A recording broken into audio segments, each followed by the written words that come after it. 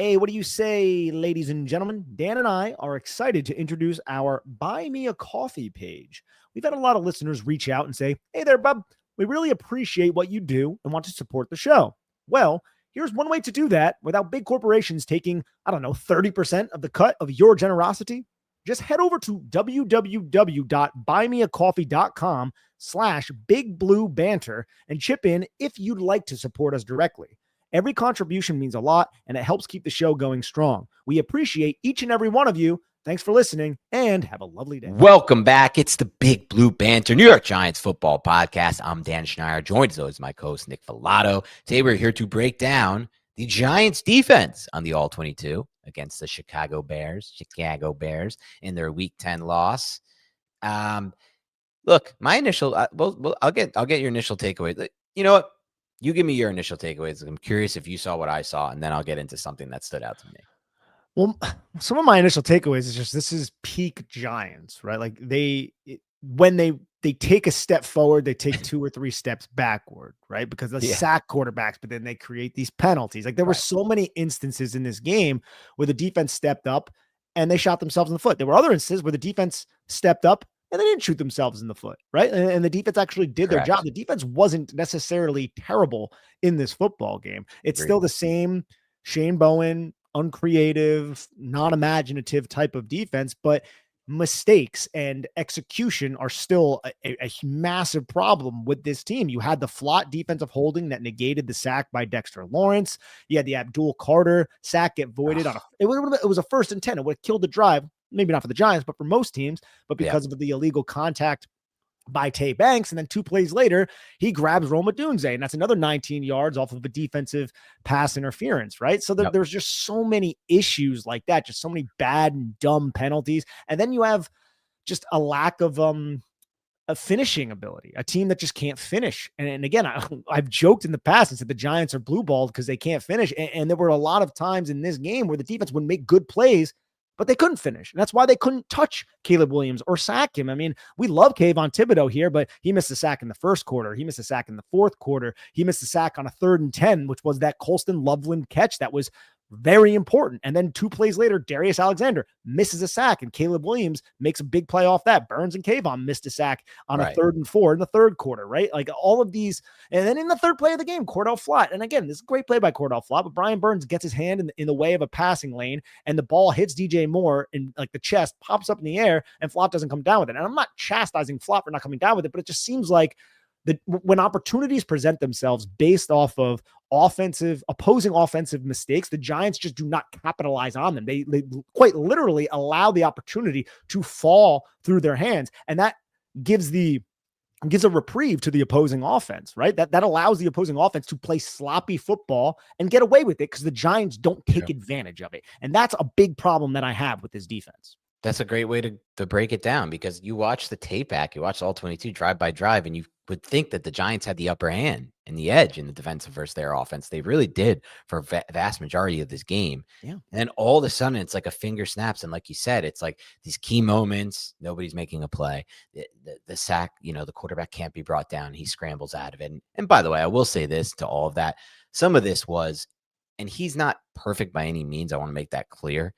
But one area of Caleb Williams' game that really impressed me, Nick, was his ability to do what Jaxson Dart does as far as evading sacks, understanding where pressure is coming from, stepping up through it when he needs to, stepping away from it when he needs to. Some of these plays he made could have been sacks against a lot of other quarterbacks. Yeah, his pocket awareness has grown. And the guy didn't grind his film his rookie season, but the guy was sacked like 68 times last year or something like insane. Like, and Johnson's done a great job fixing that. Yeah, he's and a 2nd-year player. He's going to have his mistakes. And look, dude, to the point that I was making earlier too, that there was a 4th and 2 where the Giants had 2 players. They bottled up the run perfectly on DeAndre Swift, and Swift runs through them both because Flott ran into fouls and fouls fell down, and he ended up getting hurt on the play. Luckily, he returned because I thought Fouls played relatively well. He's a little lost in coverage. There were times where he allowed guys behind him, but overall, for the linebacker play the Giants have had recently, he was an upgrade over what we've seen from Arias. Right. We just have, at this point, we're just hoping somebody can be affected. As far as a linebacker not looking lost in coverage, we'll be 85, 88, 85 by the time we finally cover a team that has linebackers not lost in coverage. Seems like that. And then again, you got to make them pay when they make mistakes. How many drop passes How many drop passes are the Bears going to have? Olamide Zaccheaus dropped like 4 passes. And were they the best throws? Maybe not. Maybe they are a little bit dry, but you're a wide receiver in the NFL. You come down with that even half the time. It makes a massive difference, right? It does. And then you had the touchdown to DJ. That would have been a tough one, but a great receiver might make that play. That was a tough catch because the throw was very hard. Impressive to get the ball out, but still, my point is they're allowing opportunities to slip through their fingers, and the Giants just do not capitalize on them. And that's the story of the Shane Bowen defense, and really just the Brian Daboll tenure sans 2022. This is a random point, but I will say this as far as some of those drops and those throws go. I think over time, not this year because we have so many receivers that drop passes, just like easy, perfect throws. We're going to have fewer drop passes with this quarterback, Dart. He throws a really catchable ball, man. I do really think it matters. These flat rips that Caleb throws sometimes, like, yeah, they look really bad on tape from a receiver standpoint, but to me, it's like, I know what football. Yeah. Like I've played football backyard with some friends. If you're ripping that ball flat, it is not that easy for outstretched hands. But when it comes in so soft and nice, like the way Dart throws it, it's much easier to get. It's one of the reasons why we were excited about, dare I say, Russell Wilson. Russell Wilson throws a very catchable ball. But the thing is, can he get into a position right now at this point of his career to actually throw that catchable ball? To get the ball to the spot. Yeah, exactly. No, that's the problem. But you're right. Caleb does kind of put it on the line. That was one of my big criticisms of Daniel Jones as well. Daniel Jones throws a hard football. It's a little bit hard to catch, a little bit flat. Dart, he puts that loft on it. He puts that touch on it. And he can drive it too, man. He can throw it that way, but it really does depend on the overall context of the play, the flow of the defense, where the defensive leverage is, all of those things. And it seems like that's an innate thing that some quarterbacks have to process that and then deliver the pass that needs to be delivered based off of all of those variables. Correct. And I want to make it one thing clear. It's not necessarily always a bad thing to throw a flat drive ball. There were throws that Caleb made in this game, a couple of those dig routes and those in-breakers to Rome Odunze, that if he doesn't have the flat drive that he has and velocity on those throws, like even Jaxson Dart, the DB is going to make a play on it. Either one way or another. The receiver is going to get sandwiched, not make the catch. Like his ability to drive those throws flat sometimes helps him, specifically on those in-breakers. The outbreakers, I actually think it hurts him. I think it hurts a quarterback to have a flat drive ball on an outbreaker. On an in-breaker, I think it helps the receivers kind of breaking into the pass. Outside, it's a little tougher, but that's just my take. And on the vertical throws, I do think it hurts Caleb a little bit as well on some of his vertical throws, how flat he throws the football. And he hasn't been great on deep throws this year, by the way. No, 100%, man. It's but that was my overall takeaway. It's just the same shit that we've always seen. This team is penalized 10 times. It's one of the most. It was the most penalized teams by accepted penalties. Then you think about all of the penalties that haven't been accepted because the Giants will commit the penalty and then allow the play. So I felt like the Giants' run defense did better than I expected. There were some runs that broke out. We'll go over some of that. And look, the Giants were winning their matchups on the edge. Couldn't finish. So they couldn't finish. That hurt. I agree with you. The run defense was, I thought, much better in this game. And I know it doesn't seem like that looking at the final tally in the box score, but if you just see some of the ways that the line, I thought the second level flowed and filled, it just looks so much better than in past weeks, as far as like some things that you've asked for on the past in the podcast, Nick. Like, why can't these guys just scream downhill and make a play and like shoot? And I felt like we got a lot more of that in the run game in this game. We did. That a massive play by Tyler Nubin and Flanagan fouls on a 3rd and 2. Stop Swift at the line of scrimmage, and then they went for it on 4th down. The Giants forced a turn. Like that should have been like the end of the game. It should have been the end of the game. You know what I mean? Like that is the end of the game. There's 8 minutes left. They're up 10. Like, how do you lose that football game? Only an idiot. But because the Giants like did nothing, they like went 3 and out in like the most obvious fashion, run, pass. Like if you don't even respect Russell Wilson enough to try to have him challenge for a first down with 10 minutes left to go or whatever he had to come in the game, 8 minutes left, then he shouldn't be playing. Like it's as simple as that. If you don't trust him to get a first down, then do not, and you're just going to go run, pass like you do, like Daboll did a lot, then just this guy should not be playing football for you. No, and that crazy. And then big problem though still, and we knew this was going to be an issue with the defense is play action. Oh yeah. Oh damn, dude. We're cooked on these plays. Ben Johnson, the middle of the field is wide open. It's wide open. Like it is a nightmare, and I would hate to be a linebacker in this scheme, man, because those safeties play deep, and and you need to fill. You need to fill, and you go to fill, and it's a play action, and then they're just all running. They robot, they turn, they're starting to run, Yep. and then you just see Caleb Williams put a dart right above their Right. head, and Colston Loveland's there, or Yep. Rua Dunze is there, or something, right? A lot of those dig routes just killing the Giants, like off play action, just really good stuff from the Bears. And that's Ben Johnson too, right? And it's great seeing Ben Johnson dial play, because I see what he does sometimes, man. Like like he'll run. Oh, you're gonna be in cover 4. Cool. I'm gonna run a deep post right through the middle of the field. I'm gonna just create so much space for a dig route. And it's gonna be a simple little dagger concept, and those linebackers won't be there because we'll pair it with a play action, and that worked a few times against the Giants, right? And then yeah. Go ahead. Sorry. No, I know. I was just gonna say, and he has in his plays, he has multiple concepts to defeat multiple different coverages that the Giants tend to run, whether that be a man beater or a zone beater or a cover 4 beater or a cover 3 beater. He's a brilliant offensive mind. How he marries the run and the pass, just it all looks the same. It all looks the same. It's tough to play somebody who is that dialed in to how to sequence plays, how to design plays, and then when the execution is there as well, that's when you get a fully humming off a full offense that is humming to its 100th percentile. And I would be happy if I was a Bears fan, man. I'd be happy if I was a Bears fan with this guy in house. Completely agree with you on that. And they'll get there, by the way. And like that, and that's to say, like, I'm not even sure that Caleb Williams is going to fill the ceiling I originally projected for him. Like personally, if I did a redraft, there's not a chance in hell I'm taking him over Drake May. And I should have had that conviction to begin with because I love Drake May. But I agree. I kicked myself a little bit for that. And we were insanely high on Drake. There were some people like in the draft community who had Drake May like 5th. And I was like, I honestly, and I'm not trying to besmirch anybody, right? Who am I? But like, I don't know how you could watch his tape and think that. Like, I really just don't know how they were just so hyper focused on some of the misses. And that happened with Josh Allen. But it's like, you got to focus on what you have to focus on what is actually working out there for these quarterbacks, because that's the projection is based on what they can do, not what they can't do, in my mind, at least. No, you're right. But anyway, regardless, like, you're right about Ben Johnson. There was a 2nd and short, 2nd and 1. I just love the play call he had. He's so aggressive on these. We're just running we just are focused on getting the first down. Every time we get in a 2nd short, it's always just get the first down and we'll move on from there. Ben Johnson's attacking on those plays, which I love. And there are just so many times where he just runs the vert and then the deep over. And it's just like, it seems like it's just so open. There were even some missed reads by Caleb on this that I thought would have like crushed the Giants if he was able to recognize them. Like personally, I'll say this. I actually feel that Jaxson Dart is processing the field a lot better than Caleb Williams does. Just my personal take. No, I don't look. It's crazy to say this. I don't watch. Hey, let me make this clear for some people. I don't watch the all 22 of every single team in the National Football League, but I have to imagine Jaxson Dart, the way he's playing, the comfortability that we saw prior to the injury, the concussion, he's playing at a like he seems much more comfortable than even some of the good quarterbacks in the National Football League right now at this second. That's the point. He kind of does, dude. It's kind of insane. Like we've watched a lot of like that was what I was trying to say earlier. It's wild to bring up, Nick, but like we've watched a lot of tape over the years just covering the Giants, right? We'll see one quarterback a week. Some of them are repeats. We get Hurts a lot, we get Dak a lot, and we're going to get Jaden a lot. But and maybe Mariota. But I also, and I know you do sometimes when you get a chance, you watch some Jones tape earlier this year and you watch tape to prepare for the other game.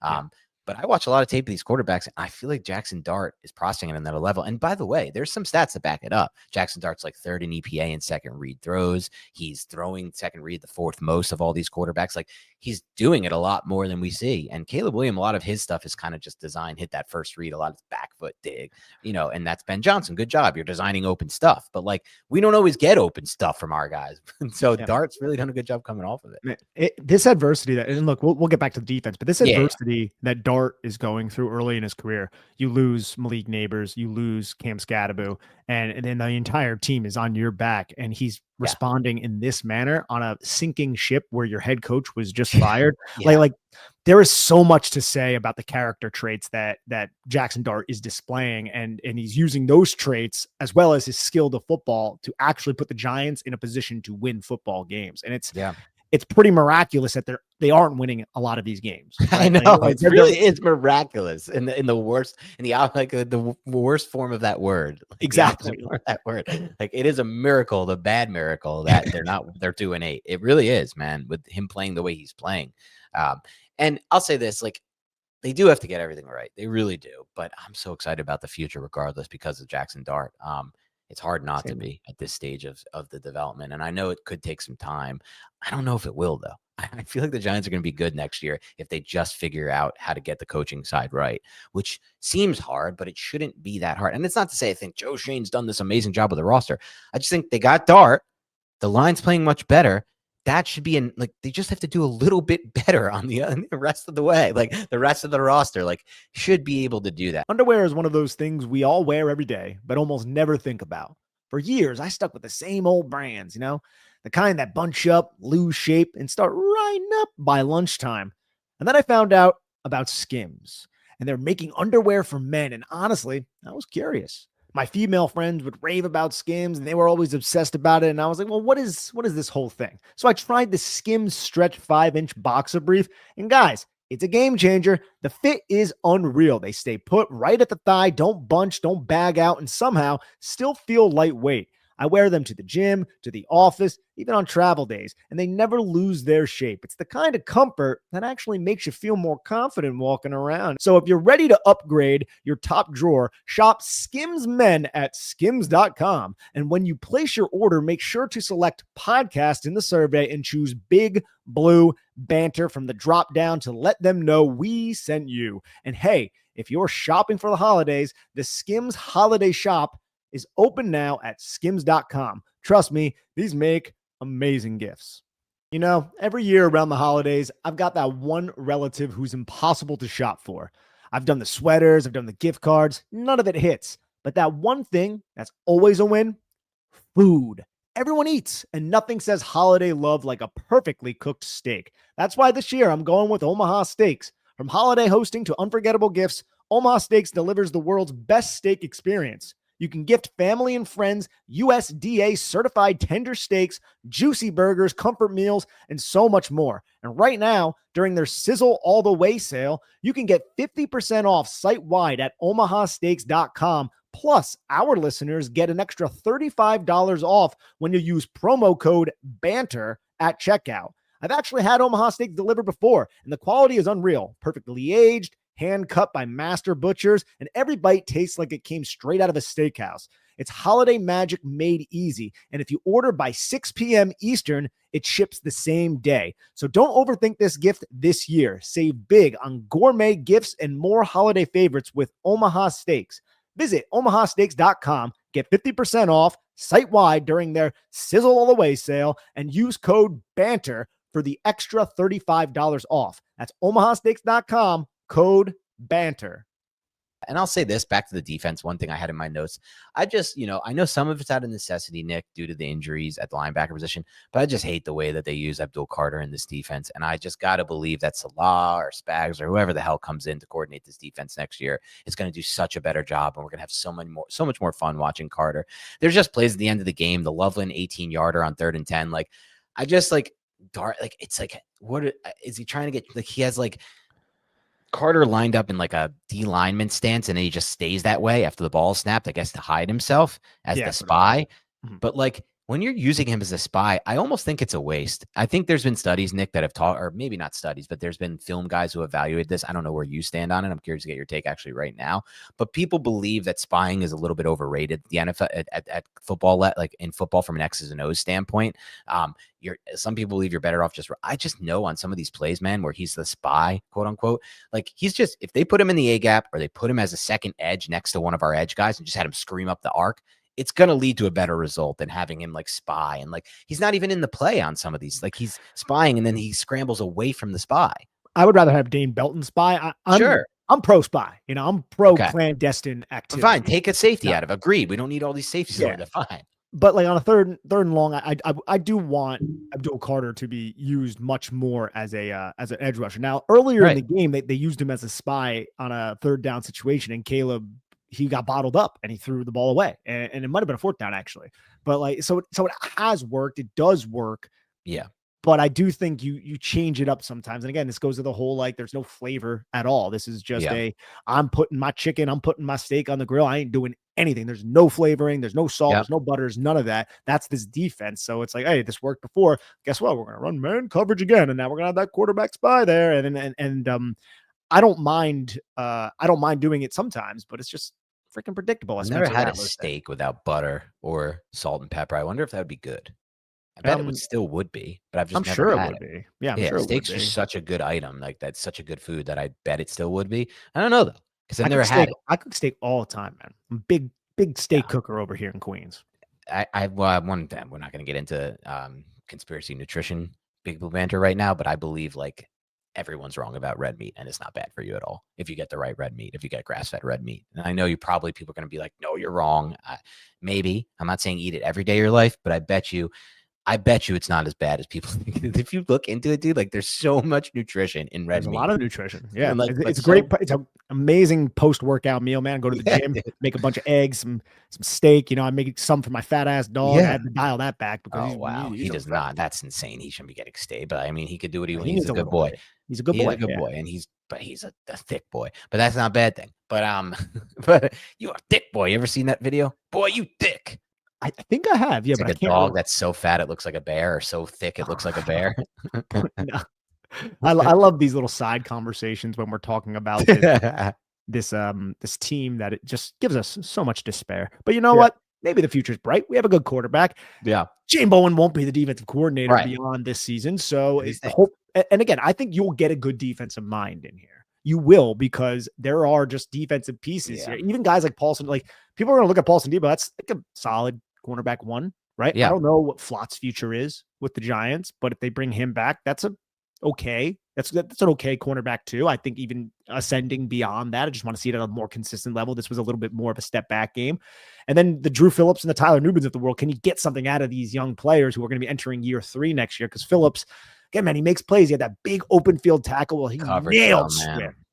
But the coverage and dude, he got cooked. He got burned on one play where Caleb didn't throw the football, and it would have been like a 60-yard touchdown. I know, by Roma Dunze, who set him up so well the inside. Corner. That was the deep corner out. Yeah, and that was a touchdown. Exactly. And Dru grabs too, and he gets called for it a lot. Yeah. It's but yeah, no, dude, it's still a player though. Like I'll say this about Phillips, like it's interesting. Like I'm not sold on him yet as a future piece, but I still do like that. At least he is what we're supposed to be: smart, tough, dependable. Like like if you have a bunch of guys like him on your defense, you're going to be such a better defense at the second and third level. Such a better defense. I could not agree more. Yeah. And this is like, I think you just summed up what I've been attempting to articulate over the last like 2 weeks about Dru Phillips, because there's a lot of negativity around him, but I'm like, he at least makes plays. Like he might not be great right now, but he's a playmaker. He has a desire. He's a hard hitter. I'd say an asset in run support, and then I'm going to show you a play later that would completely conflict with that. But overall, he is an asset in run support. I think Ben Johnson is just a genius aligning 11 personnel with Kmet as the fullback on that play, knowing the Giants would match it with nickel, and then that would isolate because of the way it was run. That would isolate Kmet against Dru Phillips, and Phillips got just depleted. It was done. It was done. But like overall, he is an asset as a run defender from the nickel personnel package. But I just want players who make plays. I want players who like I look at Tyler Nubin. Nubin does not make plays, but I think I think a change of scenery will be great for him. A different defense will be great for Tyler Nubin. I completely agree. I don't think this is like a Tae Banks situation or anything like that. I think there is a good football player in Tyler Nubin who is athletically limited, and that will always be something that he is attempting to overcome. But he's still a player that I think there's a better Tyler Nubin than what we've seen. That I agree with entirely. We were thought this defense would be good for these safeties. It's just simply not. I think this defense is good for nothing personally. I just don't think this is modern NFL play this way anymore.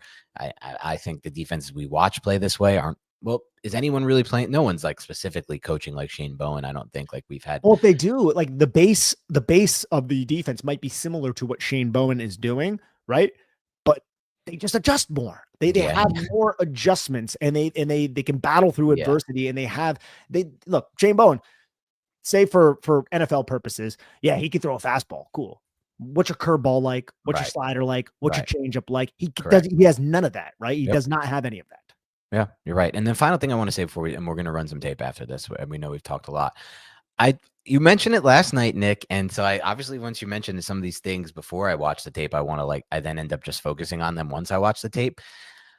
I'll say this: I don't know if there is anything left to salvage, but as far as you talking about new beginnings, fresh starts, different defensive coordinators, I didn't think Deontay Banks looked that bad in this game. Just No, gonna be it's honest. Obviously, he still has his plays where he just sucks against the run, and he's just not an asset in that regard at all. But as far as the pass coverage goes, like I did not think he looked bad. He's in phase a lot in pass coverage, man.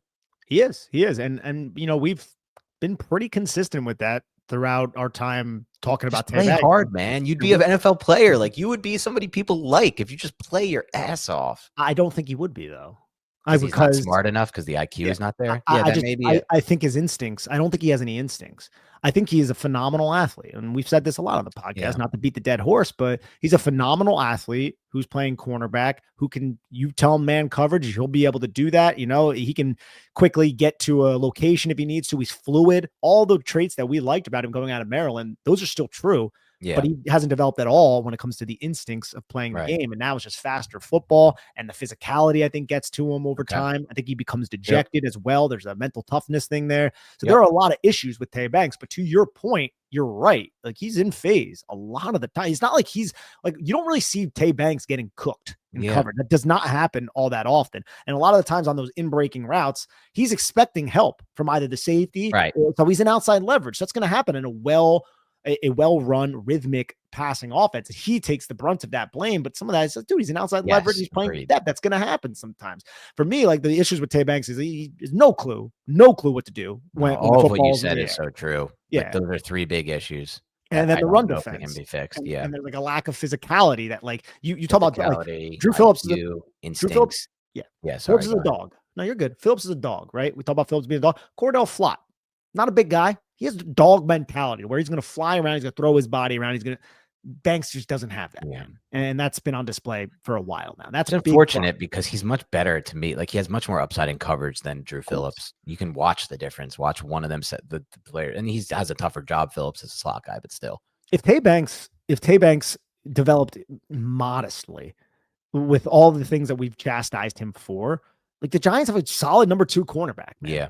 Because he can cover. Agreed. If he was a little bit more physical. If he knew where the instincts are a big point by you. The physicality and the mental stuff that, like, I think he could develop in. Like, he does get down himself, the confidence, the mental side of it. Maybe that can be fixed. And then the physicality is just, do you want it? So I think maybe that can be fixed. But you're right, though. The third point you brought up, the instincts, that may just never be there for this player. And if you don't have that, it's very difficult for me to believe that you can like have a long-term career with any kind of success. Yeah, no, 100%. And at this point, this is just another like burned first-round draft pick by the Joe Schoen era. Maybe though, I'm still like the fact that he can stay in phase at a position that's really hard for players to do. Like we've seen a lot of guys come through and suck. It's literally suck in coverage. Like, and I think it's a really tough position to play in general. Like, or let's just say that aspect of playing corner is really tough coverage. I agree 100%. Now, the interesting thing with Tae Banks specifically is.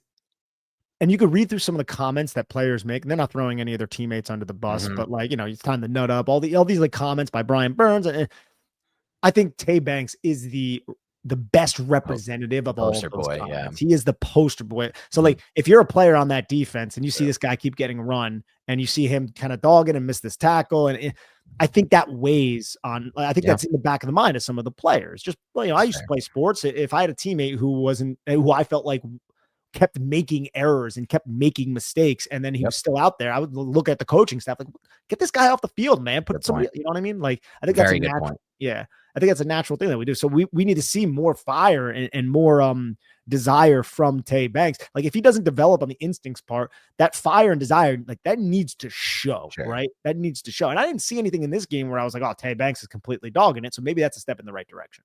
Yeah, we'll see. And he got, this is a more full-time role than he's been used to with the Debo out. So we'll see what happens on that front. I don't want to burn it yet. I feel like a guy like Spags or Salah may be able to get something out of him. Because that's the other thing. Like Bowen, do we trust him as this great motivator of men? No. Like, quite frankly, and quite obviously, no.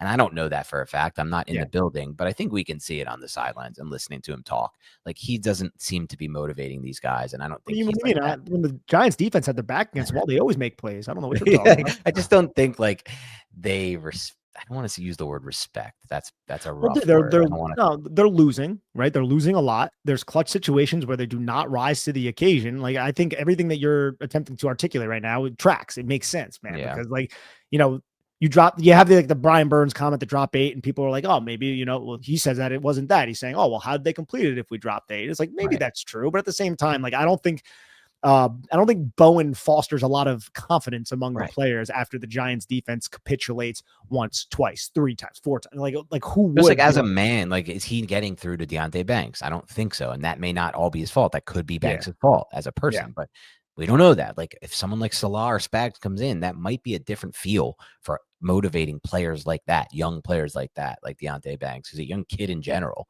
I just, out of all the 3, Neal, Banks, and Hyatt, I have the most faith for a new regime in getting something out of Banks out of those 3. I think that's fair, but I still think the percentile on that is very it's not high. But I think that's fair because Neal's done. Neal's that's get by. Hyatt has about, I would say, 80% of his body out the door, and he's like kind of like has his head still in, like, yo, guys, you guys still leave. And then Banks is still playing. So, you know, yeah. Okay, anyway, let's get into some film review. Yeah, let's get into some tape, guys. All right, here we go. First play is 12:21 in the first quarter. It's a 4th and 4. Giants get pressure. Throw is not completed. As you can see, seems to be a little bit of hold on decks, but it wasn't it wasn't super egregious, but I do like how the Giants did get pressure here. And this is the throw to DJ Moore. I do not love that DJ Moore was this open. Like, this is a tough catch for Moore. It was a little bit too much on a line, but the fact that you have a defense with multiple defenders, it looks like a cover 6, possibly with Dane Belton walling, and then he takes the backside because it was an unbalanced front.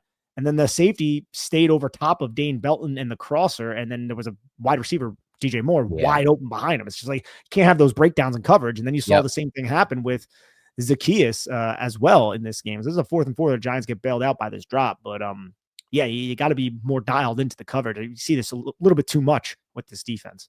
Yeah, this was Ben Johnson exploiting a weakness in the Giants defense. You could see Holland a little late to carry it. I don't know if that was even a responsibility, though. Like, that's the point that I think you're trying to make. We don't really know. It seems like a coverage bust.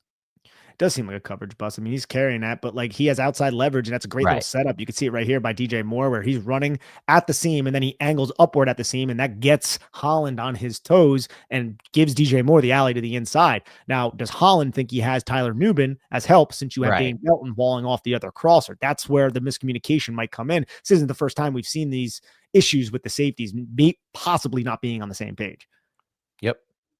Now here's 2nd and 8, 7:43 left in the first quarter. I just love this play design. Fake toss. Look at the Giants defense completely overflows. Condensed formation from the backside. You just drag Rome Odunze underneath, and there is nobody, Dan, even in the area code of Rome Odunze, who does a great job keeping it tight because you have that fake toss. Look at the defender who's supposed to be on Rome Odunze. He reacts as well to Kyle Monungai, and there's like 20 yards of separation right there. Yeah, well designed play, man. Really getting the Giants scrambling with the play action and the fakes. Under center play, condensed double Y set with Rome Odunze right outside of Colston Loveland. Fake toss, everybody over pursues and reacts, and it's just easy catch. Easy, man.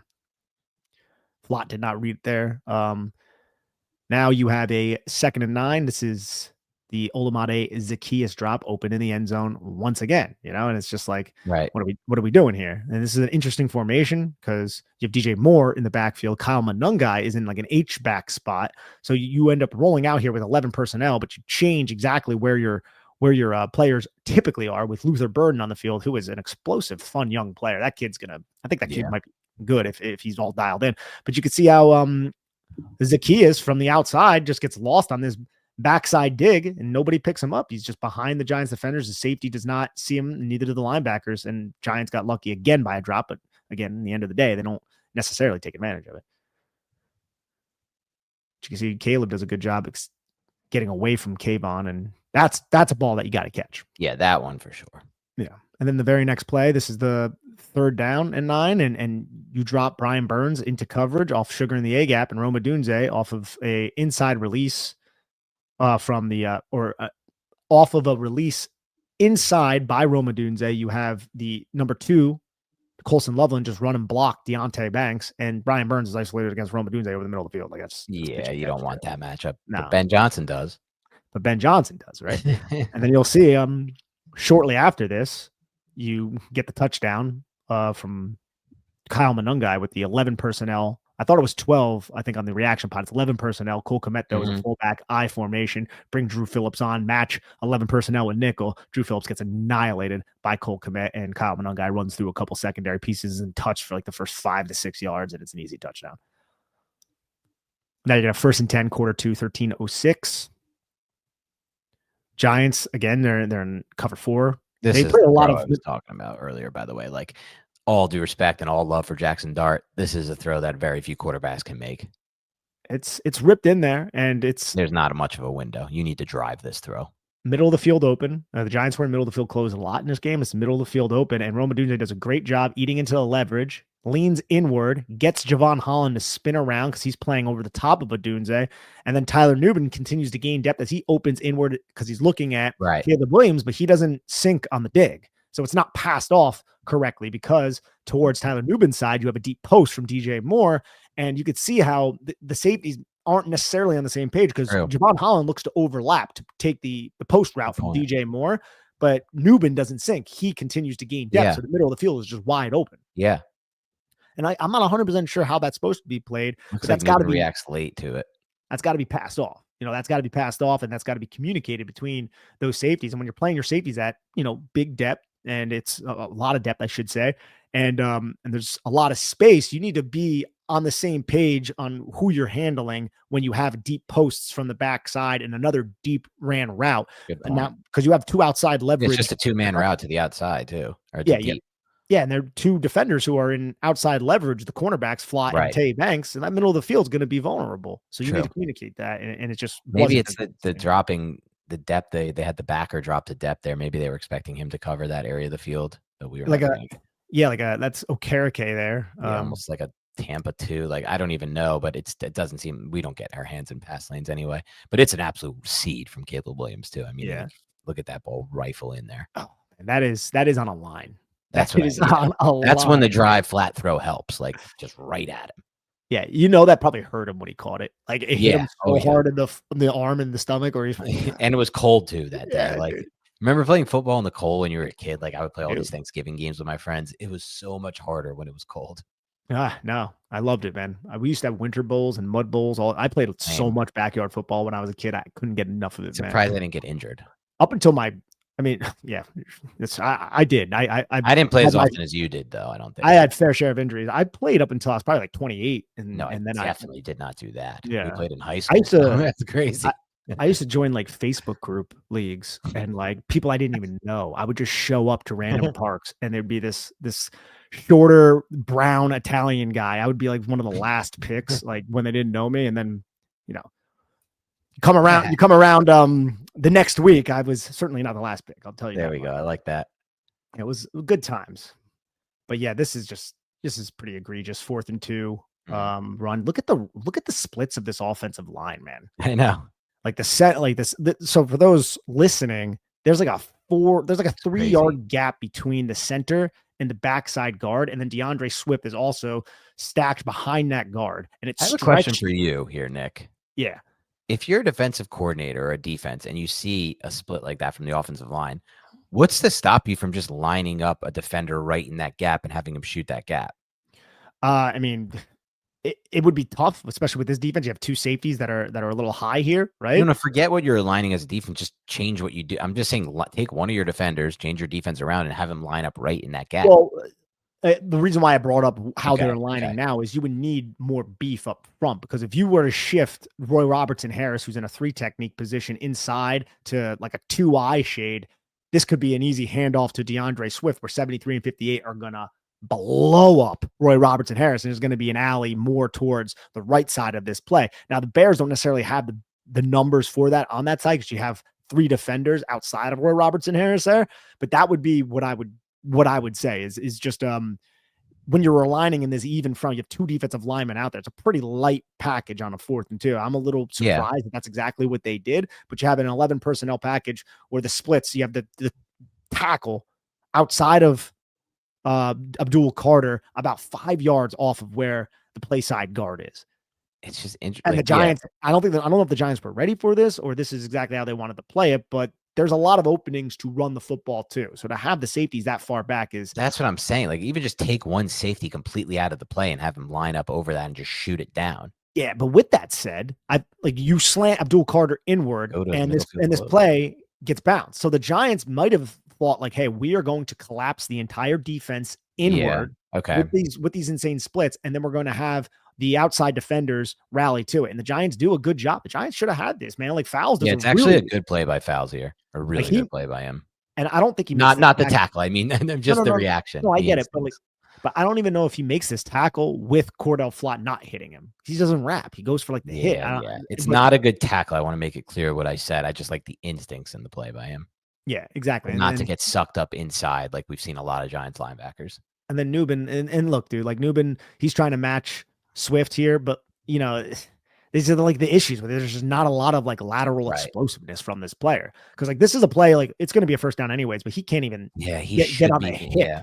Like you're relying on, like this could have been a touchdown if it wasn't for freaking Javon Holland coming all the way from the other side of the field to make this tackle. True. And Holland had a better game than this was one of his better games too. I thought Holland played well in this game. He still doesn't make many plays in the passing game for us, but he played well. None of the safeties do though. Yeah, it's just the scheme maybe. And this is just tough, man. This is the play that we discussed a little bit earlier. This is Carter play. Just like look at Carter. Just can't. No one can convince me this is the best way to use Carter on this play, on this key 3rd and 10 snap.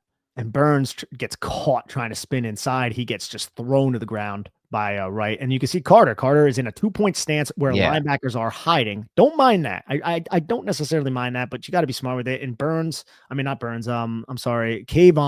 ends up winning inside of the pocket, but loses contain. Caleb spins out of it like it was USC days.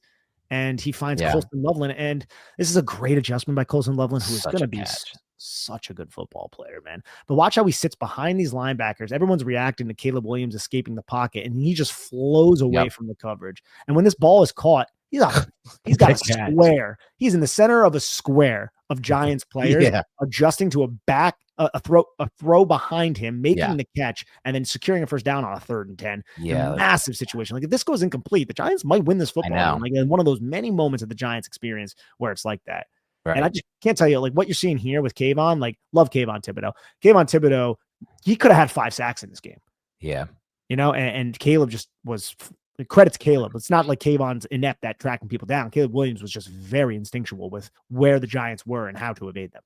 Yep. That's a dart too, man. I know it's thrown behind, but it's thrown behind away from good rip. 58, Yeah. What a catch, though, to be able to adjust that back shoulder, see it in, catch it with your hands, and still take the hit and come down with it. Yeah, man.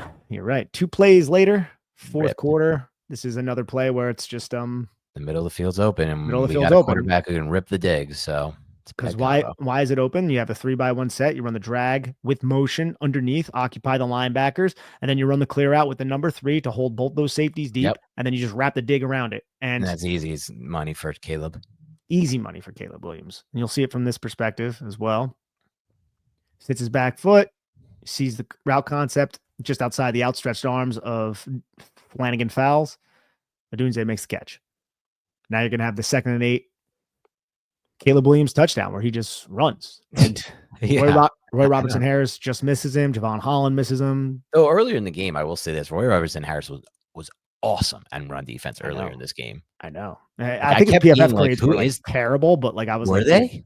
I think so, but I was like, he played well in my opinion. Like he was looking at it like, who was that? And every single time it was the same number.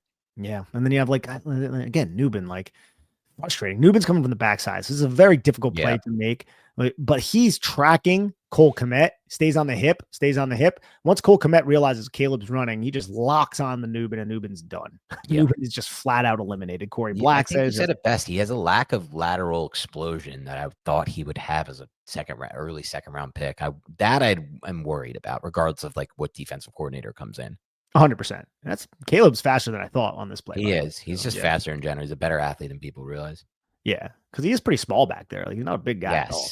Very small back there. And I didn't include the touchdown prior to this, but it was a miscommunication on I think Dane Belton's part that led to Rome Odunze the standing Rome in the end. Odunze one. That was another miscommunication. We've had like multiple of those red zone miscommunication touchdowns this year. Pretty inexcusable. Like, you got to be better than that. Yeah. You know, it's like, especially if like you're not going to offer anything else as a coordinator, make sure your guys know the rules of the defense. And Ben Johnson understood the rules of the defense. And when you are running a pattern match type of system, he understands, I'm going to force these guys to declare vertically. It's going to be a more vertical concept. I'm going to keep 7 guys in protection. Caleb Williams will do his thing. And then the safeties aren't going to exactly know who to cover because we are tricking the principles and the rules of the defense itself. Right. And that's something that we've seen from a couple. We saw it with the 49ers and Kyle Shanahan. We saw it this week with Ben Johnson, and something that's probably going to continue happening. And since the Giants don't change too many things up, it's yet another reason why this defense is predictable.